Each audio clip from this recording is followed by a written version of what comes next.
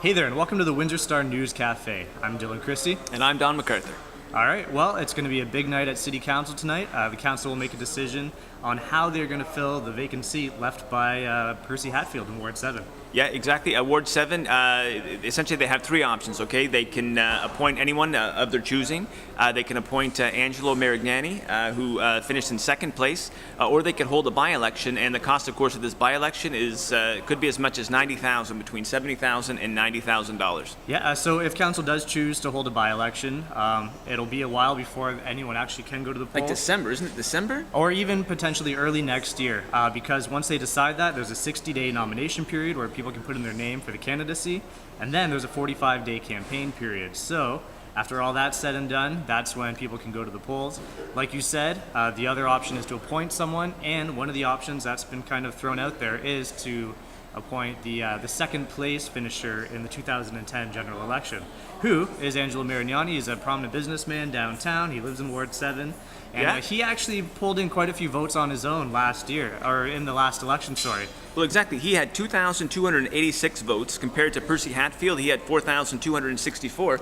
But Dylan did a little research today, and well, it seems Angelo's like a big votes, spread, but Angelo himself, with 2,286 votes, still put him ahead of Ron Jones and Hillary Payne. Exactly. Jones had 2,111.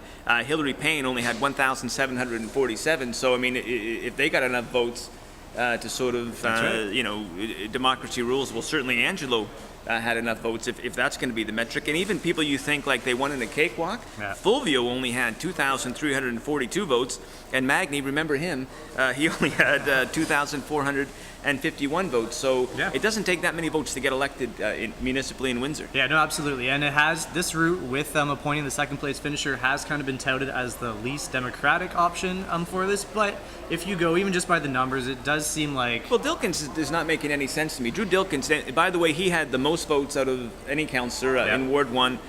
He repeatedly just trounces people out there, so props to Dilkins, for that. But he's kind of sucking and blowing on this because he says it would be very undemocratic. Terrazino was actually tweeting this today, that it would be the least democratic option to appoint Angelo the second place finisher. But he was actually saying, well, before he was touting the idea that council would just pick a name out of thin air, perhaps a former councillor. Someone who was on council before, who wouldn't be interested in running again for the next general election. There have been a lot of ideas floated out there. But that's less democratic than appointing the second place finisher in Ward 7. Yeah, absolutely. And what their concern is, they're saying once someone is elected, that there isn't really a lot of time for them to kind of get used to being a councillor. You kind of have to hit the ground running.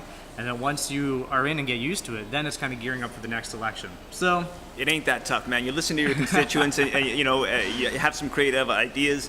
And I've made no secret about this. My vote is for Angelo. Okay, I think they should go with Ange. The guy pays taxes in 2 jurisdictions. In Ward 7, he owns milk. I mean, he was Fog before Fog was Fog. He has operated this business downtown. He brought absinthe, the spirit of Oscar Wilde, to the core. He was a driving force behind Balloona Palooza. So really, I mean, he's a businessman who's made it work in downtown Windsor despite, sort of all of the trouble. Plus, he's a homeowner in Ward 7. Give the guy a chance, mix it up, some fresh blood on council. It's our poll question of the day. He's the early leader in the Star. We wrote an editorial on it advocating for Angelo as well. Excellent. Well, I'm excited to see what happens. I'm going to try and remain impartial on this. We'll see where council decides to go, but there are a lot of interesting... He told me he was in favor of Angelo before the camera started rolling. I'm not going to go that far, but there are some interested delegates who are going to be speaking at council tonight, and so it should be an interesting meeting. A couple of the usual suspects, but Kieran McKenzie, he's going to be there, and presumably he's supports Angelo. I don't know. He's an NDPer. There's a lot of support for a by-election, though. Even though it carries a price tag of $70,000 to $90,000, people are saying that it is the only. Well, Halberstadt said that, way.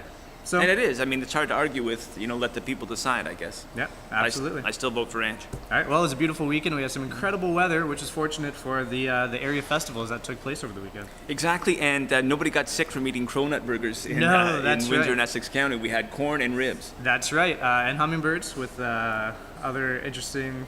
A great photo gallery online over at the Ojibwe Parkway. They were banding hummingbirds, and I guess we spoke to one guy. He's one of only 7 people that bans hummingbirds in all of Ontario. And I guess one time they banded a hummingbird, and they found him 7 days later in Texas. Wow, Texas. That's pretty incredible. And so there were these tiny little hummingbirds, as you can see from the photos. They were a hit. A lot of people loved it. And as you mentioned, the Cronut Burger didn't rear its ugly head at the festivals this 150 weekend. people. Yeah, that was at the CNE in Toronto. They were sick, but we talked to Alan Hyman, the Chief Medical Officer of Health, and he was saying that don't you worry, like we're pros at this. We send inspectors to all the festivals. We make sure it's okay. And so he was trying to put everyone's worried minds at rest. Well, I guess, apparently they had 4 health inspectors on site at the Rib Fest. If you're going to have one of these booths at these food festivals, they give you the package, this and that. Now, Dylan, you weren't around for this, but No. have you heard about this? Years ago at Willisted, I think it might have been, you've heard about this, No, right? I've heard about this. The health inspectors were a little overzealous, and some little old ladies had made beautiful egg sandwiches, and the health unit came in, and because they had transported them from where they made them at their home, like in a non-refrigerated van, to Willisted there, boom, they poured bleach on the egg salad sandwiches. Yeah. This town went ballistic, and health unit won no friends there, but it's a delicate dance because you don't pour bleach on the egg salad sandwiches and you get a cronut thing. You know why it's called a cronut? No. By the way? It's part croissant and part donut. There you go. Yeah. Learn something every day. Yeah. Excellent. All right. Well, another interesting thing that happened was it Friday and over into Saturday from the police beat. Yeah, exactly. This is a bizarre one. There's a brief in the paper. Trevor Wilhelm, police reporter, might be digging a little bit deeper. But police arrested somebody who was extremely intoxicated at a Tim Hortons. Yep, this happened Friday evening. Yeah, Friday evening. And they claim, allegedly, that he was actually trying to get himself arrested on purpose to smuggle drugs into Windsor Jail. Yeah, that's right. When they found him at the Tim Hortons, they discovered that he had 2 small plastic eggs filled with a white powder, which they believe might have been cocaine. Yeah. Could have been from a jelly donut. It could have been from a jelly donut as well. And then when they went to check on him overnight on Saturday, they discovered that there were 4 other eggs of the same description that were in the toilet. So they're saying that potentially he could have tried to get himself arrested successfully and in an effort to smuggle drugs in. Well, and this is sort of not like it is sort of funny when you read about it like that and this incident, but it's actually a real deal. This happens in 2010.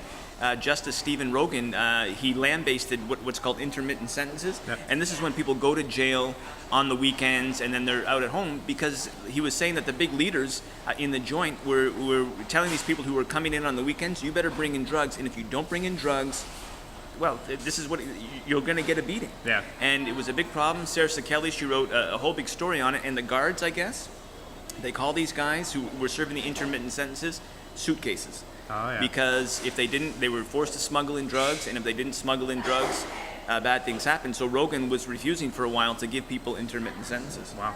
No, Yeah. That's really interesting. So this gentleman, we don't know his name yet, but he is facing charges of possession of a controlled substance for the purpose of trafficking and 3 counts of breaching a court order. Wow, and there's going to be plenty of room for him in the new Windsor Jail. Brian Cross, it's actually breaking news this afternoon. He's writing about it. The Southwest Detention Center out in Windsor there, Yep. near the Chicharo Club, it's supposed to house 315 prisoners when it's finally built. And from Chatham and from Sarnia, they were going to close those jails.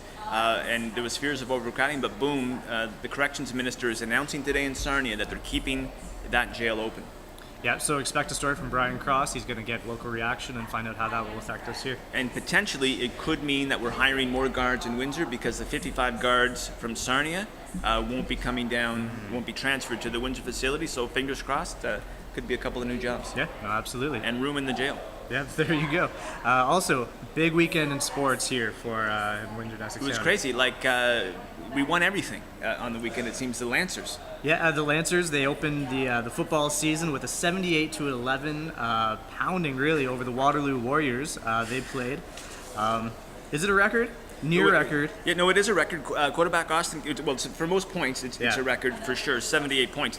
It's like one team was playing basketball and the other team was playing soccer. Yeah, Like it was just a shellacking.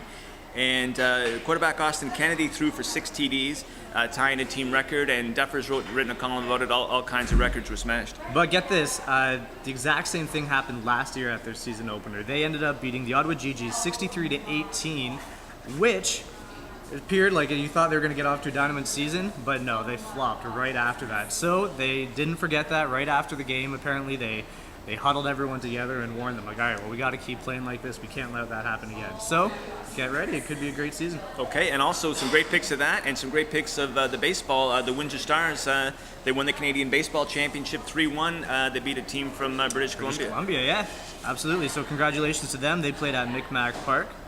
stellar. And then today we'll be covering the Windsor Spitfires opening camp. Yeah, Spits are back in town. I will be out there, photo gallery, the works. Who knows? Hockey season again. Yeah, absolutely. Okay. Also today, folks, Charles Sousa, the Minister of Finance. That's right. He's in town. He's going to be speaking about jobs and growth, and I think Sandra Pupatello might be hiding in a hallway, ready to. He didn't do her any favors in the leadership campaign, but she's landed on her feet. But anyway, Sousa's in town. Yeah, very cool. So keep an eye on our website and check out windstar.com and our Facebook, Twitter. We're everywhere. Follow us for the latest.